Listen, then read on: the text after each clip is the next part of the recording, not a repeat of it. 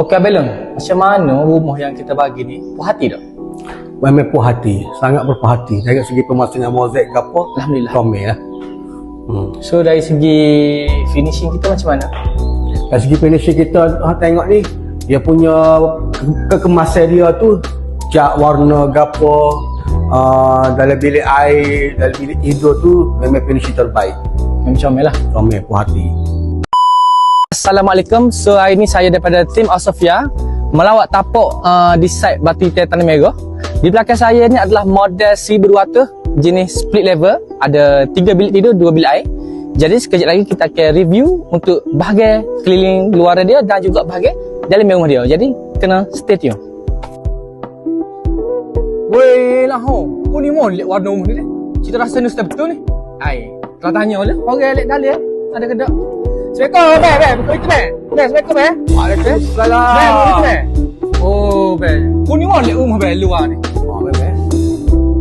Ni bilik master bedroom. Oh, bilik master bedroom saya nak tahu, Beb. Sebab tu saya tanya, Beb kan kontraktor. Semua, Beb tu. Ni, Beb, IKEA kan, Beb, ada katil ni. Ni katil dia, tu rumah masuk dah ni. IKEA ni tambah ni. Dia ikut warna tema bilik, warna tema bilik. Okey, mari kita pergi arah dapur pula. Bagi dapur, Beb, ni? Sini bagi kitchen dia ni. Oh, ni bagi kitchen dia, Beb? Tengok tema tok dia ni. Comel, Beb. Comel tak betul dia, Beb? Wah. Siap bakul sekalian corok apa semua ni? Siap belakang ni. Oh, ni komplit hot kontraktor bagi ya, siap bakul ni komplit. Kita bagi pilihan. Oh, IKEA sekali kot dalam package ni. Kali ni. Oh, tak dah. Oh, luah tanah dia, Beb. Memang luar. Betul pasal pintu lagi ni. Oh, tak pasal lagi. Paling kita akan pasal belakang lah. Dia punya mozaik dia ni. Comel, Beb. Mozaik dia, dinding dia setinggi 7 kaki ni. Ui, comel. Warna mozaik tu boleh pilih corak nak warna. Okey, baik kakak dia, jom kita tengok bahagian atas pula deh. Untuk tangga ni, kalau baik kakak dia tahu ni, kita bui sekali dari package dah dengan mozaik ke apa semua. Ni sekali ni include ni.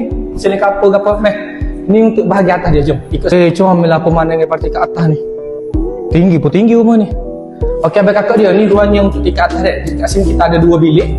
So, bilik air. Jom ikut saya. Kita tengok daripada pandangan atas dia ni.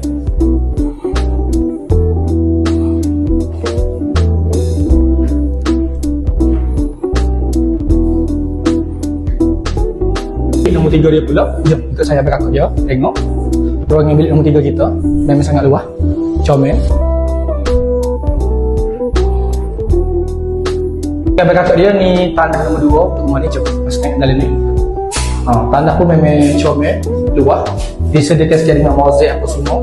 Nanti kita akan pasal baik-baik ni. Ni untuk nak mandi, water shower, ni untuk nak ambil air semaya apa semua. Ni untuk tanah duduk dan ni untuk air buai je lah.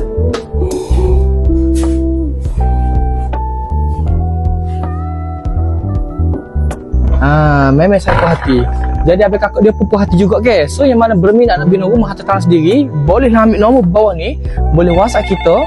Harga pula serendah 140 kaki je. Baju raja, ingat rumah, ingat Hazim, yang pasti terbaik.